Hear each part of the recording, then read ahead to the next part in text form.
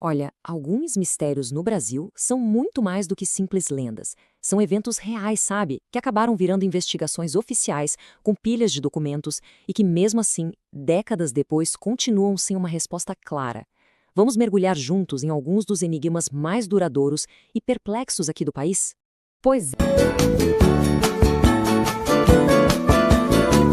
Pois é, vamos explorar esses eventos documentados que deixaram o Brasil inteiro intrigado por décadas, começando com um dos casos mais famosos de todos os tempos. A nossa primeira parada é em Varginha, lá em Minas Gerais. Foi lá que um avistamento bem estranho em 1996 deu pontapé inicial para um dos casos mais emblemáticos do Brasil. E tudo aconteceu muito rápido, foi uma coisa atrás da outra. Em janeiro de 96, o que começou com 3 moças vendo algo esquisito num terreno baldio escalou de um jeito impressionante. De repente, a cidade estava cheia de militares, uma movimentação super incomum. Logo depois, um policial que teria participado da captura morre de uma infecção misteriosa. E, para completar, vários animais do zoológico local também morrem. O que é que conectava todos esses eventos, né? E é aqui que a história racha no meio. De um lado, as testemunhas descrevem uma criatura com pele escura, olhos vermelhos e enormes. Do outro, a explicação oficial do exército era apenas um morador da cidade, conhecido como Mudinho. Só que tem um porém. As testemunhas garantiam que conheciam o Mudinho e que aquilo que elas viram, bom, era outra coisa.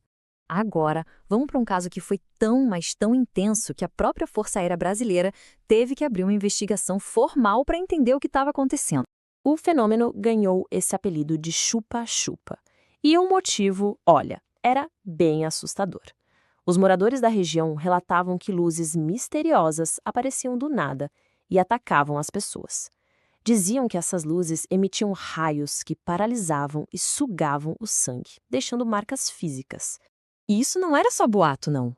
A médica da cidade, a doutora Uelaide Cecim Carvalho, começou a documentar esses casos.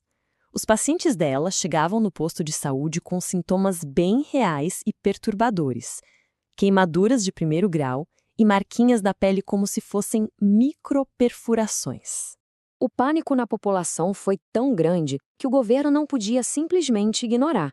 Eles levaram a sério e montaram uma operação militar de inteligência em larga escala. A Operação Prato foi real. Mobilizou equipes, equipamentos, tudo para documentar o que de fato estava acontecendo por lá. E a investigação foi a fundo, viu? A Operação Prato produziu um material vasto, incluindo evidências fotográficas, como essa imagem oficial aqui, de objetos luminosos não identificados. Isso é a prova de que os militares estavam, sim, observando fenômenos aéreos que eles mesmos não conseguiam explicar. E aqui, de novo, a gente se depara com duas versões que não batem. De um lado, os militares que estavam em campo, relatando objetos voadores com controle inteligente, fazendo manobras supersônicas, e do outro lado, o relatório médico final, que basicamente concluiu que tudo não passava de histeria coletiva. Complicado, né? Agora vamos sair um pouco dos céus e ir para uma colina perto do Rio de Janeiro, onde uma descoberta foi feita. Uma descoberta, assim, bizarra e bem assustadora. Os corpos de 2 homens, Manuel Pereira da Cruz e Miguel José Viana, foram encontrados. Eles estavam vestidos de terno, com capas de chuva e, o mais estranho, não tinha nenhum sinal de violência. Mas, sobre os olhos, eles usavam máscaras de chumbo feitas à mão. Junto com os corpos, foi encontrado um caderno com essas instruções. Um passo a passo bem bizarro. Ingerir cápsulas, proteger metais, aguardar o sinal da máscara. O que isso tudo queria dizer? As teorias vão desde um ritual espiritual que deu muito errado até um encontro extraterrestre. O problema é que o estado avançado de decomposição dos corpos tornou impossível fazer uma autópsia conclusiva. E o caso foi arquivado sem nenhuma resposta. Nosso próximo mistério é um que toca fundo, uma história humana e bem trágica, que começou durante uma excursão de escoteiros lá em 1985. Para encontrar o Marco Aurélio Simon, um garoto de 15 anos, foi montada uma das maiores operações de busca da história do Brasil. Foram mais de 300 pessoas, incluindo militares, policiais, voluntários, todo mundo procurando. E mesmo com todo esse esforço gigantesco, ele nunca foi encontrado. O que alimenta as especulações até hoje são as inconsistências no depoimento do líder do grupo, que pediu para o menino ir sozinho na frente para marcar a trilha.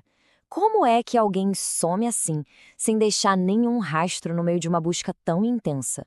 Todos esses casos, apesar de serem bem diferentes um dos outros, têm uma coisa em comum. Eles nos deixam com perguntas. Perguntas profundas e bem inquietantes. Cada um desses mistérios é como uma encruzilhada.